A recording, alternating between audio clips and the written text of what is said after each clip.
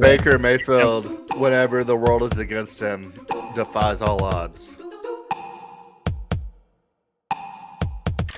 And welcome back to Shaving Points Podcast. My name is Jayden May, joined as always by my co-host Quentin Crisco, and joined by a very special guest, Johnny Kinsley, as we break down the NFC South this week.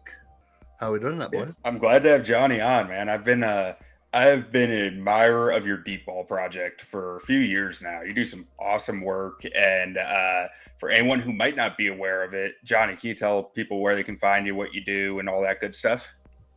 Appreciate the kind words, guys.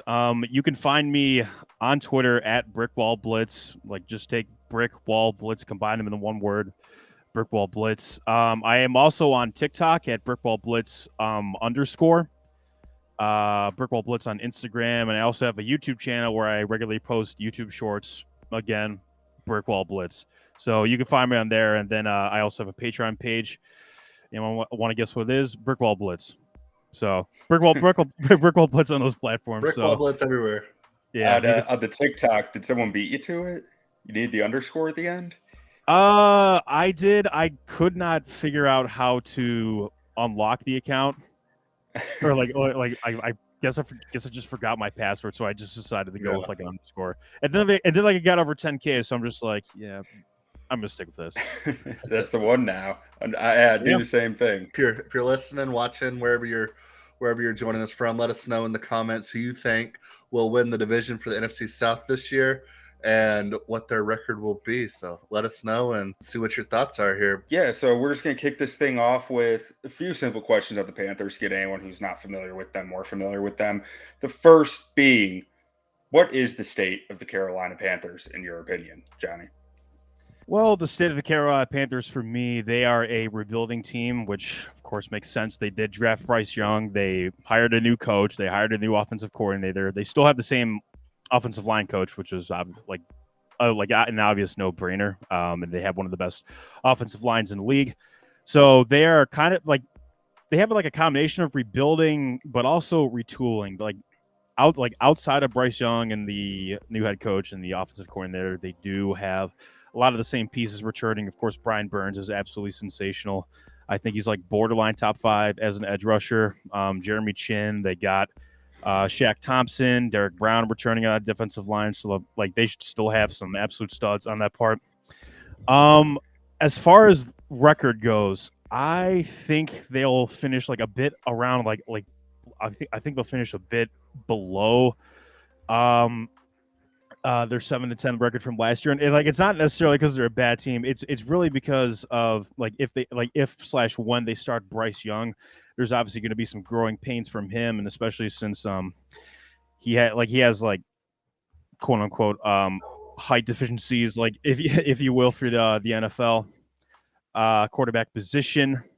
So I will say this: I do think that they'll be in a lot of close games this season. Like, I think they're a very competitive bunch. I've always admired Frank Reich for what he did in Indianapolis outside of 2022. But hey, that was an absolute crap show. So it is what it is.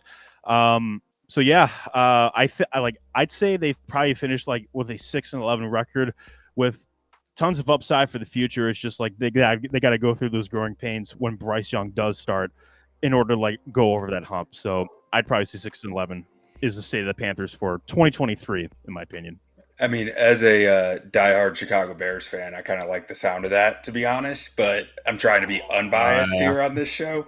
But there's been a lot of discussion from those two teams. Yeah, a lot of it. Yeah, it's there's been some heat between the two teams, and I don't quite get it. I feel like both should be happy, but I don't know. I don't know what's in the way there. But so for this season, what's one thing you're excited about for the Panthers? One thing I'm excited about, I should say one player I'm excited about is Miles Sanders. Like, he was a guy that came from the Eagles, and he's always been like a very sneakily, like insanely good player. Very underrated. Last season was kind of his breakout year, if you will, although he's kind of like a breakout player to begin with. Like he reached 1,000 yards for the first time rushing. Oddly enough, his career high in receiving yards. Like he's been like a pretty good receiving back. His career high is 509 from his rookie season, and ever since then he has not hit the 200-yard threshold. I don't know if it's like they've just not bothered to use him, or like the receiving talent above him is like a mass like the kind of receiving ability he has. Like it certainly probably did last year with AJ Brown and Devontae Smith ahead of him. Well, with the way Shane Steichen ran things, I mean, it was all read option, and all the short intermediate passes went underneath to their wide receivers and tight ends. So they didn't really run. Yeah, they didn't really run a whole lot of underneath stuff to running backs because it was all based off the read option. And then when you're running the read option, you don't really have a whole lot of option to throw to the running back usually, because you want everything going away from that direction.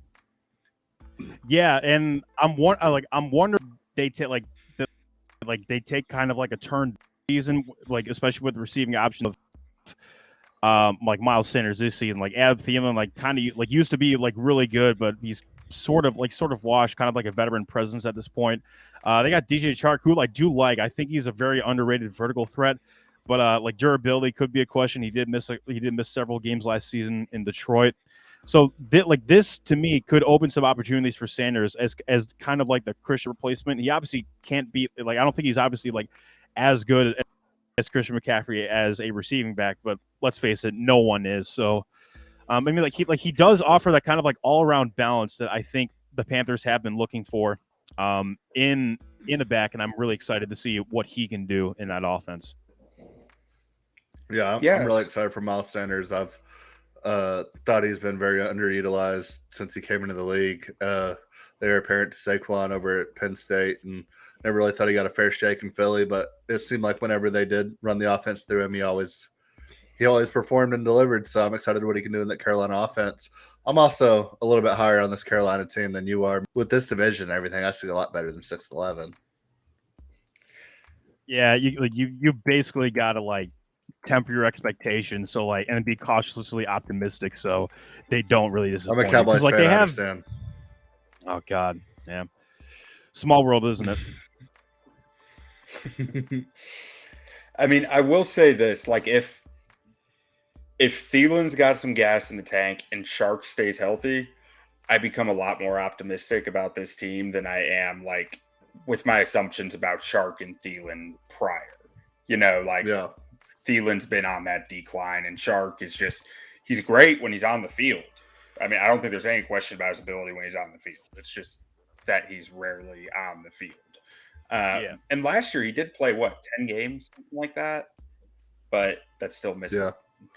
Yeah. Now, so on the flip side of that last question, Johnny, what's one thing that you're a little bit worried about or nervous about with this team?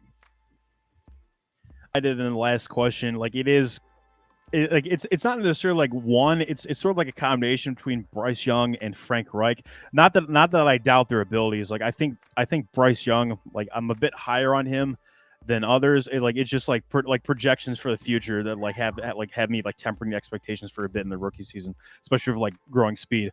I think I certainly think Bryce Young's a better quarterback than like people realize. Like especially for his height. Like he can absolutely be a phenomenal playmaker in the middle of the field. My issue is this is gonna be a new offense, like an entirely different offense from the one that operated in that second half stretch from last season. And speaking as a Browns fan that watched the 2018 team and then the 2019 team, it takes a lot to gel. Like you can't just throw pieces on and expect them to like stick. Like coaching, maturity, you got to set aside your ego issues, like that. That's basically what happens when you get a so-called dream team for the offseason, and then it goes into the season. So that is what I'm sort of worried about. Like I'm worried about what they will do like when they gel. On the other hand, I don't really expect Bryce Young to start right away. Like obviously that's probably gonna be Andy Dalton's role. I'm just wondering like when he goes in, like how long of a leash he has. Like I would certainly hope that like it would be very extensive. Like I do trust Frank Reich to like give him that sort of leash. It's just like very early on. I think it will take a bit of time to gel, and that's in a nutshell, like how I feel about them. Was Frank Reich in Philadelphia when they drafted Carson Wentz? He was the offensive coordinator, and then he left like after the Super Bowl season. Yeah, I knew that. I just didn't know if he was there at that time or not. I mean, Carson Wentz had a lot of early success in his career. As a Panthers fan, whenever they traded up for the first overall, everybody kind of knew it was Bryce? In the back of your mind, was there anybody else that you liked, or was it always Bryce Young for you? Honestly, it went between Bryce and Anthony Richardson. Obviously, with the Cam Newton comparisons, it felt somewhat inevitable. On the other hand, Bryce Young was a bit safer. Like height be damned. I was pretty big on Anthony Richardson, at least from like a highlights perspective, in an aesthetic perspective. Like I do understand like his skill set, like it's probably like a bit polarizing at this point. And understandably, the Panthers kind of wanted to go in a direction where like they wanted the guy that had like a safer floor, yeah, but still offered like enough upside. And I think that's why they took a guy like Bryce Young over a guy like C.J. Stroud, because I think they thought he had a bit more upside than Stroud. Yeah. So now I noticed you talked a little bit about Bryce Young's ability thrown in the middle of the field.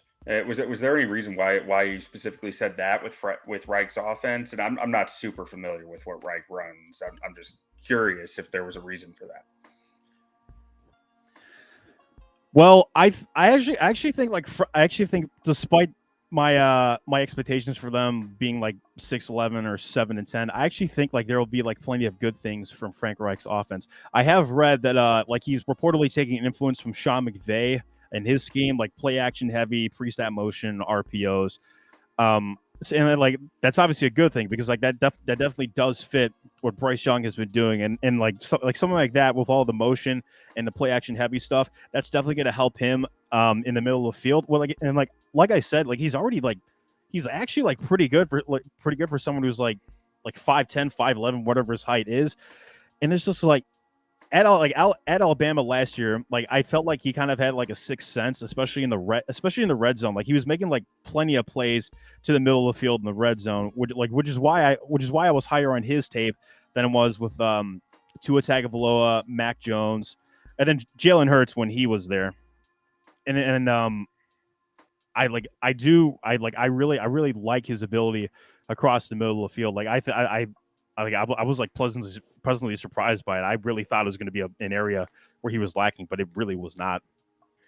Yeah, that makes sense with the more like the McVay kind of concepts if Reich's bringing those in. Now the other question that kind of gets me to with thinking about the McVay offense is, with the wide zone, everything is, or not everything, but you need a lot more under center stuff, right? Because you can't run the outside zone, wide zone from shotgun. Do you think there's going to be any issues with that with Bryce? Not necessarily. I thought he ran under center quite well at Alabama, like it won't as be hard well. for him to get down. It certainly wouldn't. Absolutely, like he won't very short distance. Like too much. I don't really know if like switching between under center or shotgun like matters too much in today's NFL. Like I think for a lot of quarterbacks they operate like extremely efficiently from the shotgun and like shotgun, the pistol. Like I also expect them to try like a bit of pistol to sort of fit his skill set to see if he can break out some runs. But I'm not too worried about his under center ability. Like as you like kind of said, like definitely not going to take too much effort to do that. It's not like Cam Newton getting under there where he's twice as big as the center. Absolutely, yeah.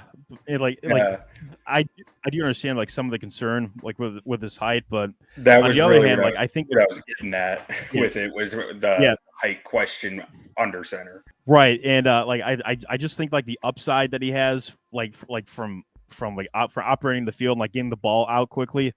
I think like it could be worth it in the end. I feel. Yeah.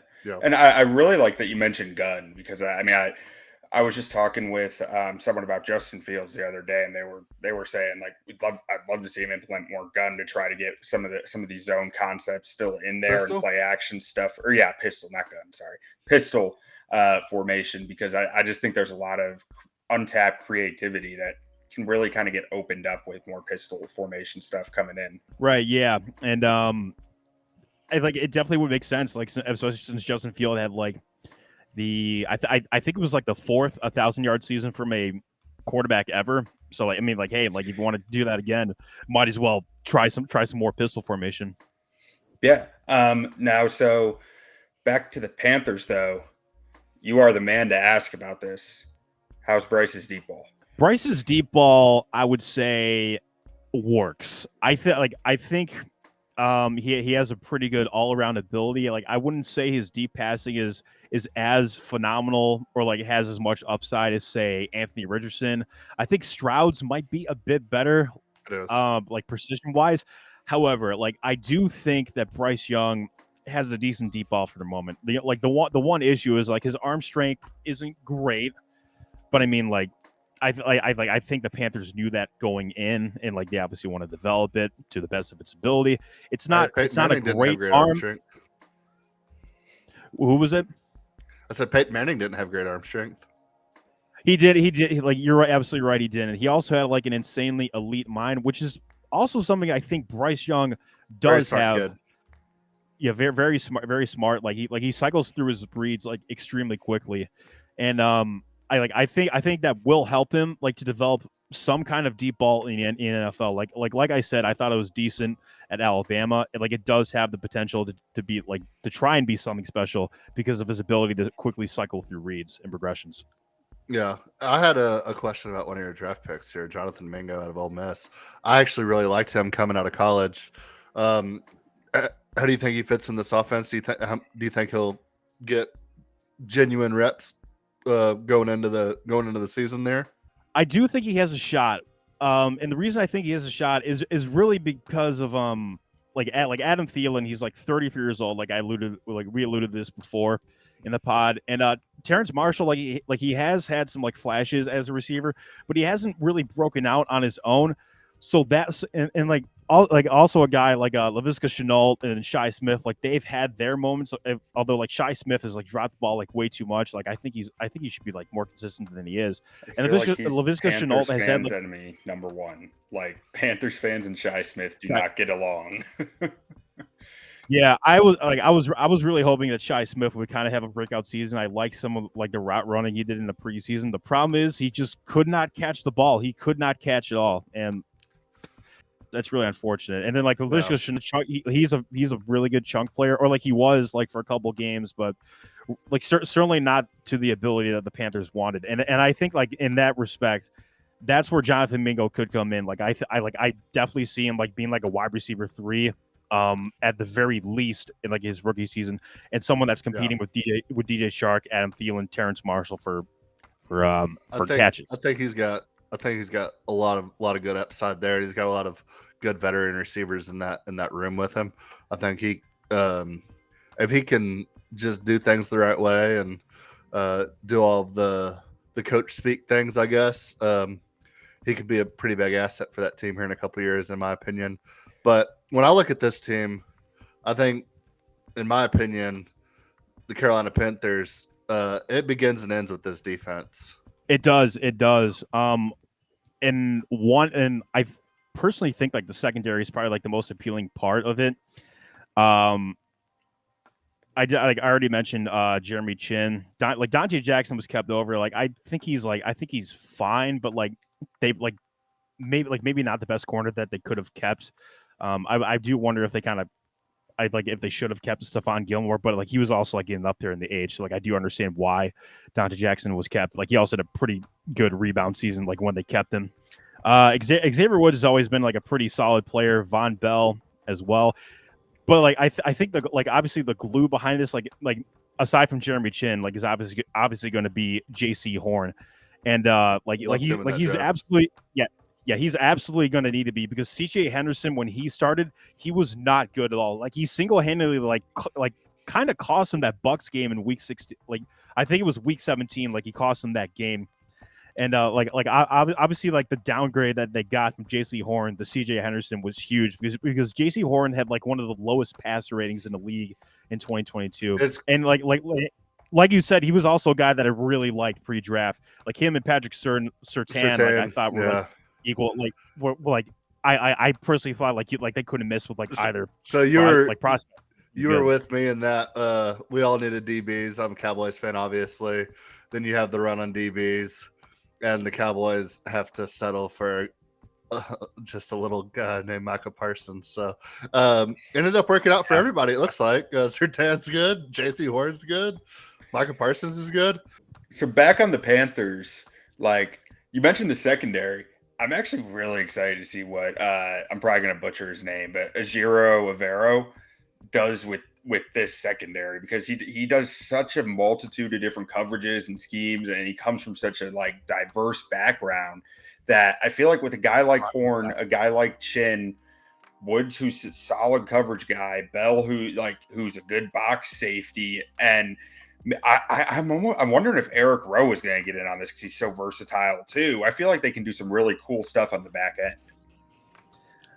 I think they absolutely could as well. Like I'm glad you mentioned Ejiro Evero. Like he was pretty much the Broncos MVP last season. He was a guy that really prevented that team from like maybe competing for like a number one overall pick.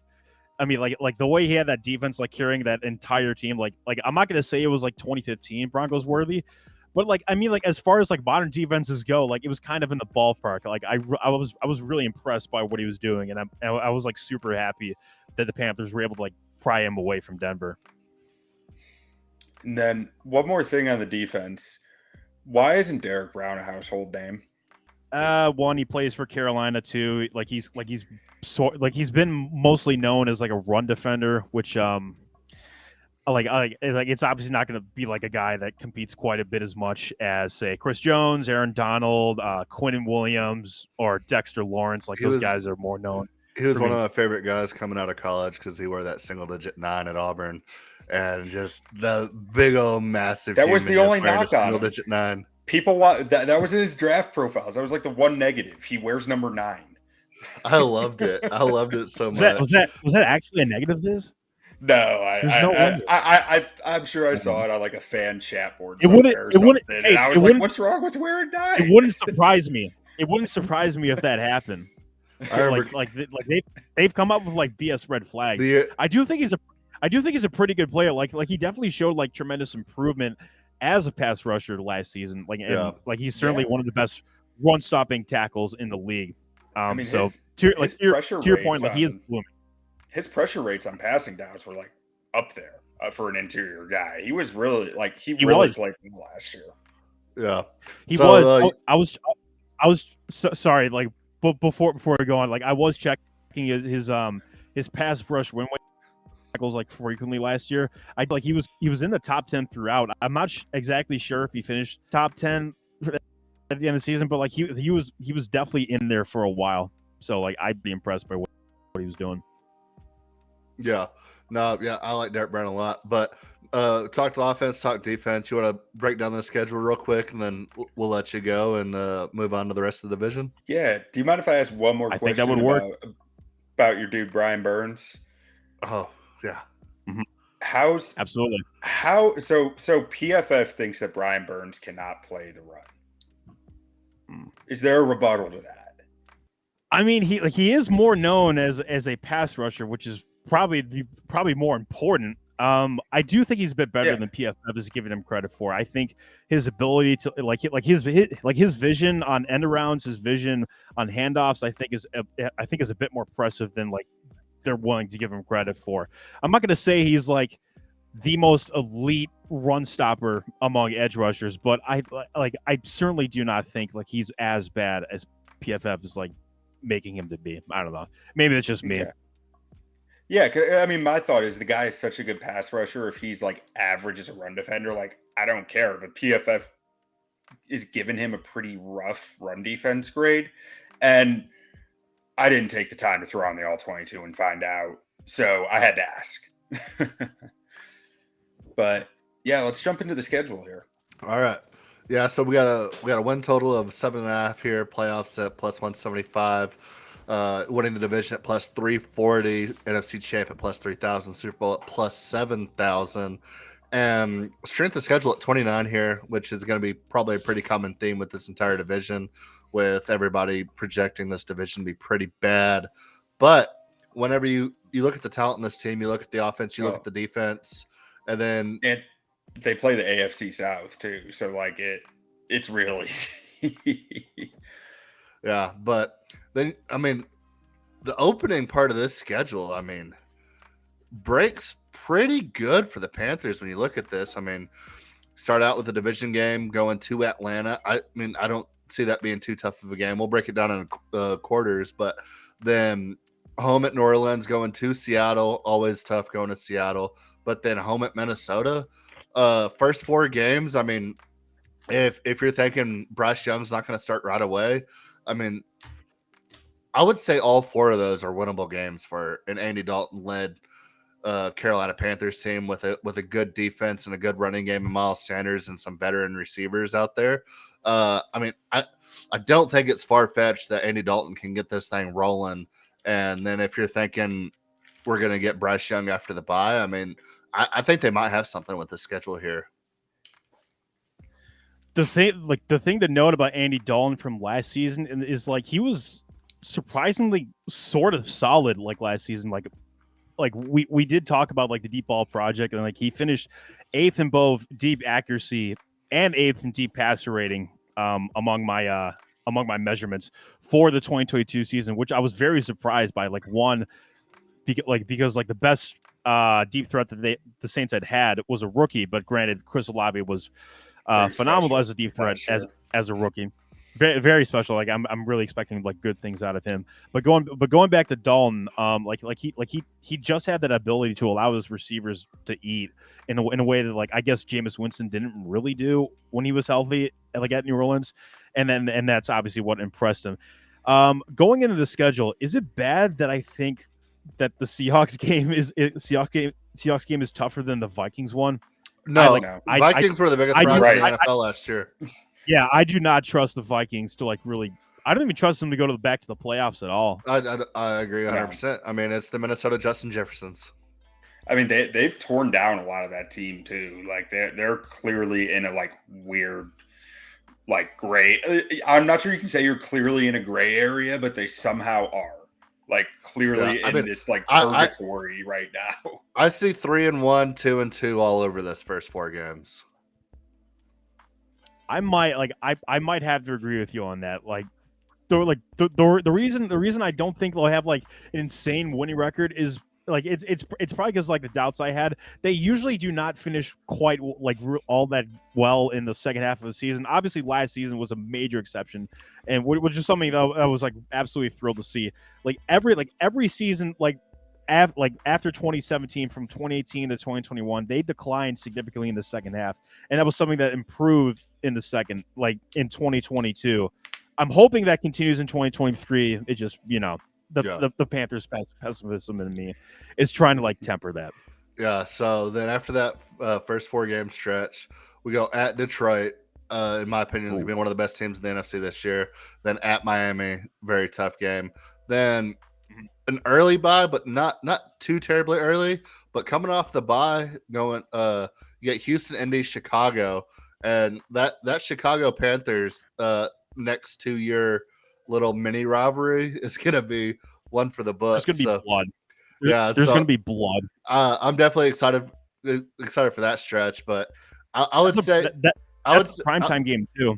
Yeah, I would say you're probably not looking too great in the Detroit or Miami game, but then Houston and Indy are both very winnable, and then I see Chicago as a team on the rise right now, and maybe Carolina is too. So that should be one of those, you have 2 teams that may or may not be good halfway through the season, and it could end up being a very electric game and very exciting. I'm hoping so, at least.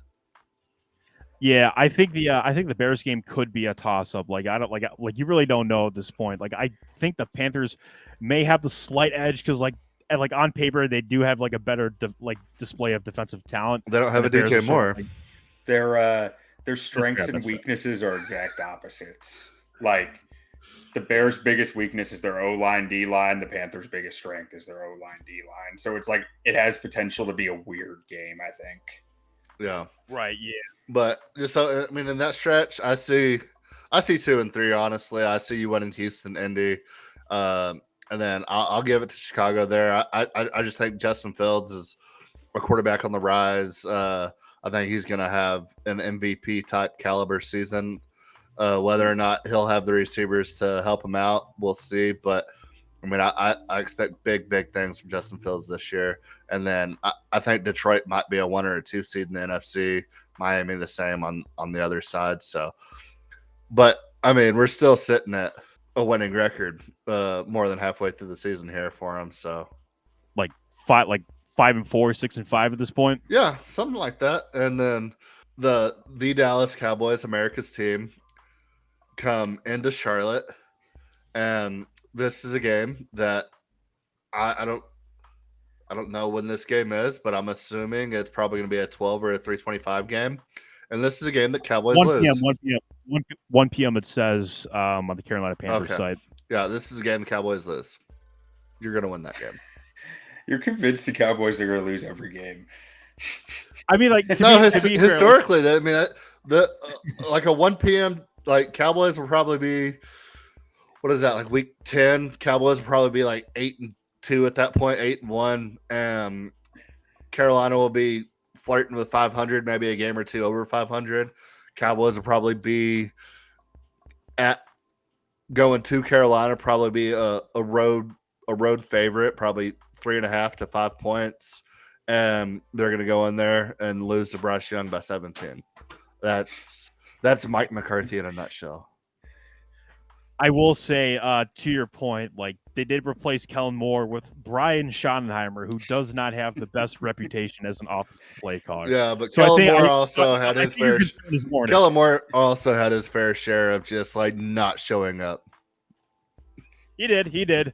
It's just there's also Brian Schottenheimer. I don't know.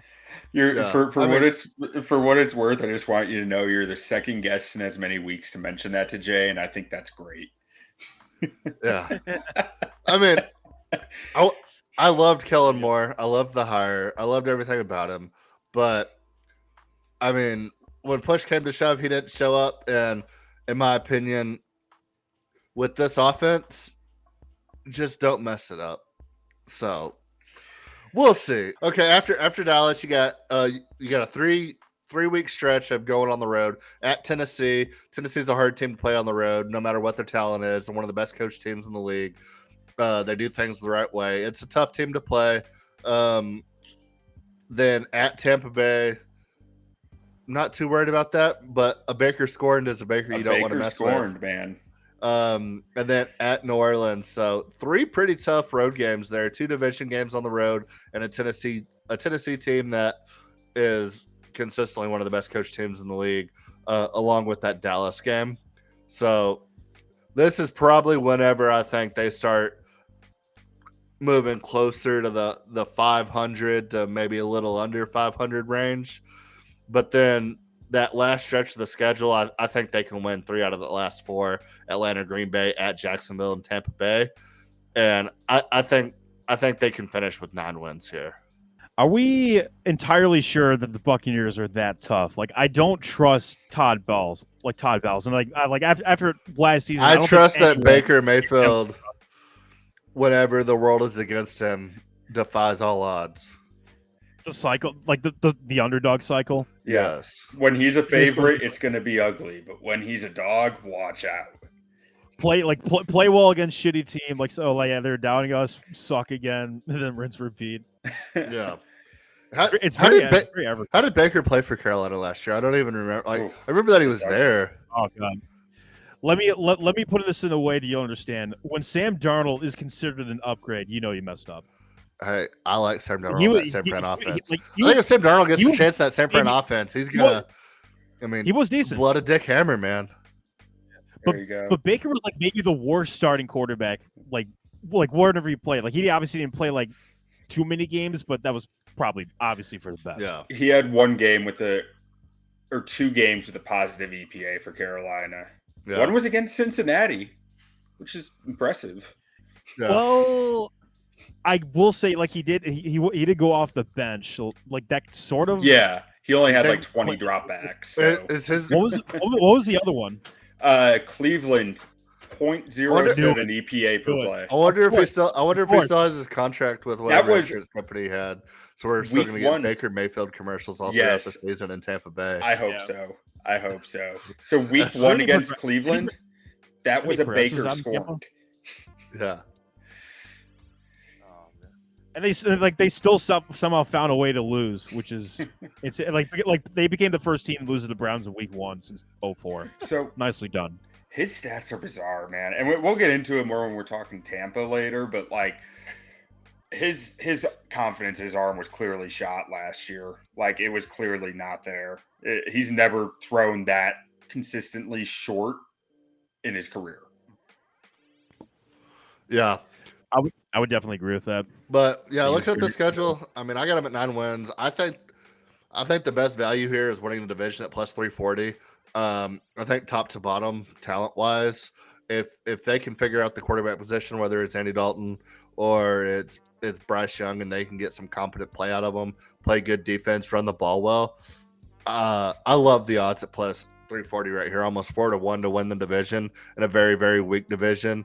When your next closest competition, in my opinion, is probably going to be a Saints team with Derek Carr and some good mediocre names around him, but maybe some surging talent. Like, I don't know. I love Carolina to win this division right here at plus 340. Yeah, as far as best bet, I mean, I got him sitting at 7-10 by my count. So I don't like love it, but in this division, I think anyone to win the division is a strong bet because I think anything can happen in this division. Yeah. The only team I don't like to win the division were who are the favorites? I want to say the favorites are the Saints, and that's the only team I'm not taking to win the division. Yeah. What about you? What's your favorite bet? Or I don't know if you're a betting man or not, but if you're looking at this futures. Are you taking the under? Are you taking playoffs? Are you taking division? Probably not Super Bowl or NFC champion. I mean, hey. I would probably take the under. Like I am split between like 6-11, 7-10. So I might as well just say 6-10 and 1. Like maybe just get a tie out there. I actually do not like have the Panthers or Saints winning that division. Like I actually kind of think like maybe the Falcons have a chance to win this division. Yeah, Falcons are my favorite. I've been talking with like several of my football buddies and like outside of Desmond Ridder, like I'm actually like fair, but like on paper, like without like the fate of the football gods like damning them or whatever, I'm pretty impressed by the offensive line. I'm impressed by like what they were able to add on the defensive line and in the secondary. It really seems like they've retooled that where like that entire defense, like they might not be like anything special, but like I do expect them to take like a huge leap in the right direction.